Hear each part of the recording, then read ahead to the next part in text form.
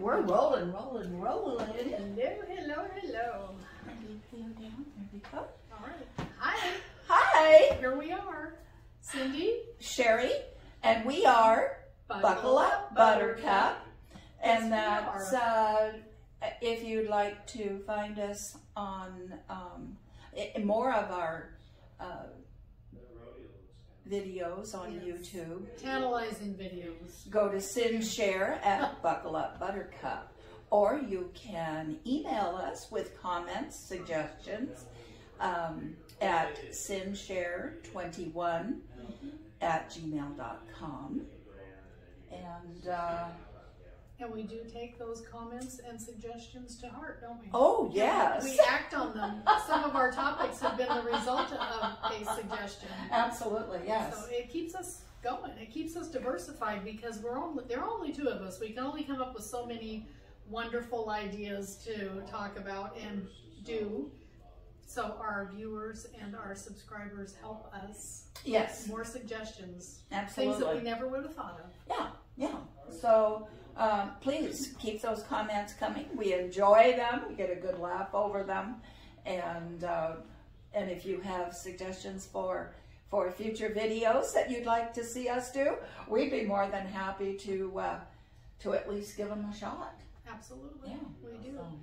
So our most recent adventure was a trip out to our local nuclear plant, which is one of only 5 in the country, Hanford, and it has quite the history, and Sherry's really familiar with it.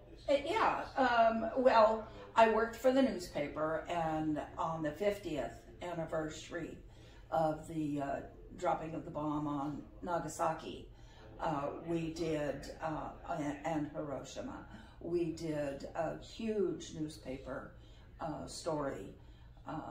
Actually, it was a whole separate section to the newspaper. And I was lucky enough to get to go on a media tour of the V reactor when they were just trying to save it as a national monument. So to see it then in its raw state and then see it now as it's all set up as a historical monument was really exciting. They have done a marvelous job. So my impression, it was my first visit out there, and when you walk in and there is some free time. There are a couple presentations that are really informational and helpful. I thought it gave me the perspective that I didn't know because I had not been exposed to it before. But during the free time, you're walking around, and I turned to Sherry and I said, you can smell the age. Yeah. They have chosen, or they have accomplished, to freeze a moment in time through that whole building. You walk through, you come around a corner, there's the old pine box telephone booth with the old, you know, the dial. The dial and the piece that you pick up, and then you talk into the separate piece. Yes, remember? Yes. Because that was the time frame. We're going back into years and years ago. And you go around another corner. There are 2 little offices, administrative offices. I looked at one desk and I thought, oh, my mom used to have one of those. Right out of the 40s and 50s. Absolutely. And the paperwork is there, and then Control Central. And I was looking at there was one room where it was huge, the reactor was in there. And then there was another room for a second presentation where there was the command center, right? All the controls and everything where they could operate the reactor. And I'm looking at all of this wiring, all these intricate buttons and all these controls that are critical.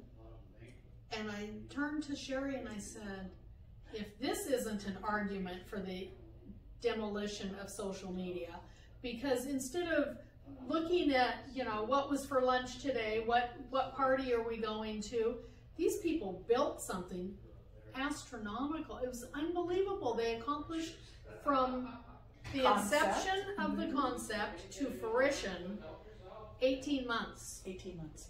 And I thought it was particularly intriguing that the whole inspiration and the idea was begun by Albert Einstein from Germany, sent a letter to FDR and said, heads up, guys, America better wake up. This is what's happening in Germany. It's coming your way. And fortunately, it was acted on. It was taken seriously. A lot of people think that we developed those two bombs because of the Japanese, because of the attack on Pearl Harbor. Actually, it was started to stop Hitler. It just ended up that that portion was coming to an end, but Japan was still sending their kamikaze pilots to sink our ships and that type of thing. And so we ended up stopping the war between US and Japan with those two bombs. But they actually, it was started because of our fear of Hitler. Yeah. And the whole idea, they didn't even know if this was going to work. Right. It had never been done before. It had never been done. And they did it all with a slide rule. A slide ruler. And it was perfection. And they took a scale model and enlarged it 100 times. Yeah. And still, until they pushed the button to get the reactor going, they didn't know if it was going to work. An experiment until that moment. Yeah, and yet. But I also find it amazing what human beings are capable of, because again, going back into the 40s, early 40s, we didn't have the technology. No. There was no Zoom call. There was no FaceTime. No GPS. No GPS. And this was called the Manhattan Project, and it was a coordination of efforts between Manhattan, Los Alamos, New Mexico, and Hanford, Tri-Cities, Washington. And there was no communication between the workers. They knew their piece. This is what I do, and that's all. They had nobody had any idea that there was a connection through the country. No, they were afraid that if people knew what the huge scheme of the thing was, that would get out, and that Hitler would get that information and he would develop. Yeah. Because we already knew that that's what they were trying to do.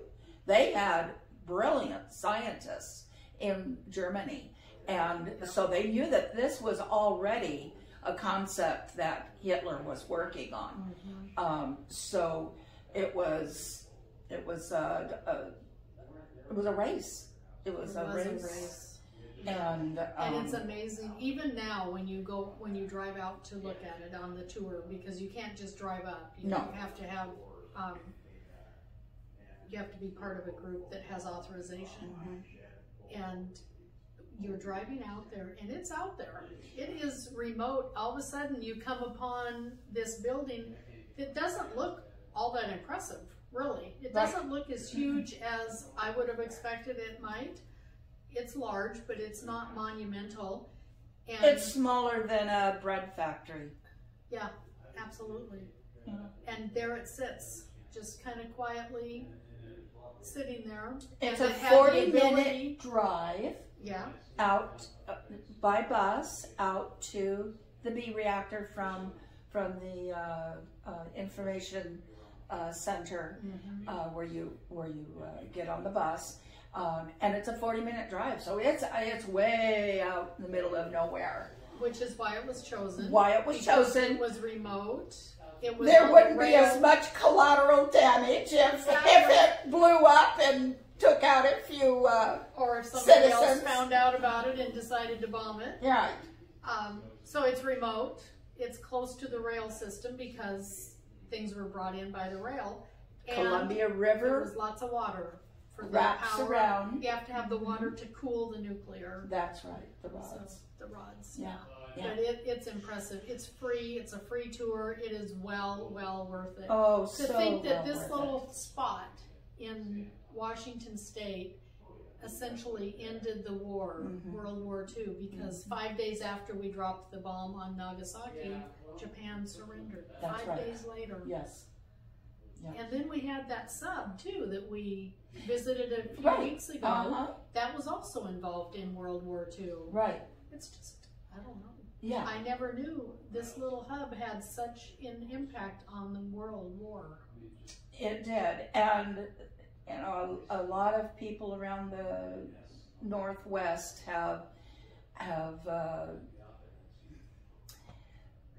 they've marched against Hanford having a nuclear plant out in this area, but it's actually safer than a lot of other things that are out there, that are out in the world, not out at Hanford, but out in the world, and we don't feel threatened because of it. There are definitely some precautions about, although there were issues at the time of the workers, there are long-term health issues, but I don't know, it's just impressive and humbling to walk through and see, and above all, in the patriotism that this brought together, because they shared with us, they recruited or attempted to recruit 250,000 people, and the result out of that pool of interactions was a 50,000 person workforce. And you go through the break room, it's still there, frozen in time, this big banner in canvas, hand painted, that says, buy U.S. savings bonds. Everything goes toward the state and toward the effort, and you knew about what each employee decided voluntarily to... They gave up a day of pay, 1 day of pay, to purchase a bomber, to purchase the funds to build a bomber. And when the bomber was finished, it was named Payday, and they actually made a run out to the Hanford area so the workers could see what their day of pay had purchased, and then it went on to be in the war. So that's how patriotic everybody was, that they, even though they were out in the middle of nowhere with virtually nothing to do, the resources were nothing, and dust storms that you can't even imagine. There were no trees out there, no grass. It was just barren land. And even with all of those hardships, a lot of them were thousands of miles away from their families, at least hundreds of miles away from their families, working out here all by themselves. Even with all of that, even though they were sending money home to their families, they gave up 1 day of pay and for the war effort. And they probably were also putting some money away to buy war bonds. It was just something that everybody pitched in, however they could. And they knew that the United States wasn't perfect, but they knew that this was the best land that they wanted to live in, and so they wanted to protect it. Well, it's the promise of opportunity and freedom. And freedom. That people will fight for, and that we continue to fight for.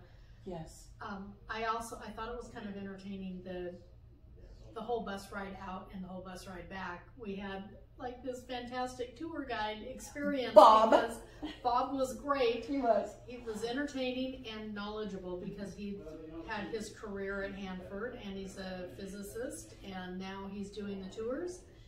And he said that it was kind of comical for some people. They would bring the workers, they were offering good benefits and good pay, and they were recruiting across the country. So people would often arrive in the evening after dark, and they would be taken out to their new little tent where they're going to live in these tent cities. And they were tent cities. And they would get up the next morning and go look outside and think, seriously? You want me to live here? There's nothing. I could be on a different planet. The wind would start blowing. Yeah. And the dust with the sand would start. Oh my gosh. It is truly a desert. Yeah. So they would say, you know, not for me. I think I'll go back home. Well, they had heard they were coming to Washington. Right. This is the evergreen state. Sales pitch was better than the reality. And they would see the pictures of Seattle. Look at Mount Rainier and Lake Washington. And we will, of course, be posting pictures during while we're talking. And so you'll be seeing how desolate this landscape appears. We who live here can see a beauty to this area. But if you were coming here expecting pine trees and lush terrain, you would be sorely disappointed. Sorely disappointed. The hills are not alive with trees. No. In fact, we have one of the highest mountains in the, we have the highest mountain in the continental U.S. Rattlesnake. That's treeless. That's what it's known for. And they have tracked wind there of 150 miles an hour up on that mountain. Yes, yes. Who knew? I had no idea. Yeah, and that's on a that's not a rarity. Right. That can happen. It gets a little breezy on any given day. Right. We do have some pretty good winds here, and up there where there's nothing to stop the wind on the top of Rattlesnake. That's just it. It just sweeps through. Absolutely. So now, since it was frozen as a historical monument and environment, it is, bureaucracy gets in there however it can. It is overseen by Department of Energy and is it the National Parks? Yes. Association. So there are just a few little requirements and compliance issues that if the one doesn't get you, the other one will. So and I think it's really fun when you are involved in a business that has those state and federal requirements of multiple directions with conflicting requirements. Yes. Trying to walk that line and make everybody happy. It's quite the dance. So if you go on the tour, don't expect to be able to have any alcohol, tobacco, or firearms. Or drugs, even though they may be legal in the state of Washington. You're on federal ground. So that's right. So leave your pot at home. Leave the pot at home. Yeah, yeah. So anyway, we'll be putting up pictures and everything along the way. If you have the opportunity, it's about start to finish, from check-in at one building to arriving back on the bus is about a 4 hour. 4 hours, yeah. They tell you to allow about 4 hours, and that was about what it was. Yeah. But well worth it. Well worth it. So we're going to do a follow-up because we want to go to the next one that is even just a little bit longer, but it goes back to the homesteads that were there because this whole project utilized the, what is that word? Oh, yes. Where the government can just take your money. You take your land for just a, right. They give you a check and say, this is what you're getting. There is no negotiation, and then they can take your land. And we will find the word and we'll put it up there. I'll come up with it 30 seconds after we're off camera. But these were the townships of White Bluffs and Hanford that were thriving little communities, but they were thriving. Well, and there was one farm that was quite successful, quite large, and one day the government's here to help you. They show up on the doorstep with a check, and you've got 30 days to vacate. And this is how you're going to help Uncle Sam, so by giving up everything you have. They lost everything, and they had to move. And the ridges of when they had trenched for their crops are still in the ground because it's just in fact, their daughter, this one family's daughter, still lives in the area here, and she has said, my parents never recovered from that trauma, and they used to drive out there and just park the car and look and think, you know, for what? Why did they move us? But they displaced 1,500 people. Mm-hmm. So this next tour goes to their home, which is still there, to the school, and was there a church or something? Or a bakery? There was something. We'll find out. 5 different spots that Yes. you go to. The ferry landing maybe was one. Ferry landing's a hoot. Yes. If you want to look, you've seen it on Western movies, I think, where, you know. Well, I hate to admit that I'm that old, but I do remember riding one of the old wooden ferries with just a little railing around it across the Columbia River from Umatilla, Oregon to Patterson, Washington. So, so we'll be looking at that. It'll be fun. yes, yes. But I would recommend the tour. And we'll give you the website link to make a reservation. They run from early spring till late fall that you can take the tours. And if you they're get Bob free, as a they're tour wonderful. guide, you're in for a treat. Yes, and well, I'm sure that any of the tour guides are going to be wonderful, because I think almost all of them at one time or another worked at Hanford in some capacity. Yeah. And so they have a lot of personal knowledge. Excuse me, my allergies are raging. They have a lot of personal knowledge and a lot of historical knowledge about the area, that they, when their little spiel, the written spiel is done, they have their own stories that are just wonderful. Stories, wonderful stories. And we do especially thank Bob, who was on our bus, and then the other Bob, who was also at the Reactor, who gave us some of the lectures that he gave us 2 of the 3 lectures that we had, and wonderful guys. We really appreciated, and we really appreciate the fact that you can take video there, you can take pictures, you can take audio, so take your cameras, have your cell phone fully charged, because no food and no drink. No food or drink.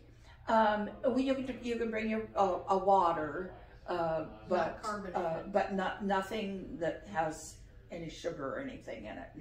No food, and there's no food available on the tour. But it's really not needed. No, you're not going to need it. You'll want some water, but that's all you're going to need. And but it's well worth it. We highly recommend it. We do highly recommend it. And we will have a follow-up probably next year. Probably won't be this year, though we never know. You never know what we're going to do. You never know what we might be able to do, pull off. But we will do another video of this type about the White Bluffs and Hanford sites, town sites. Yep. So until then, until our next video, this is Sherry and Cindy saying bye-bye. Bye-bye.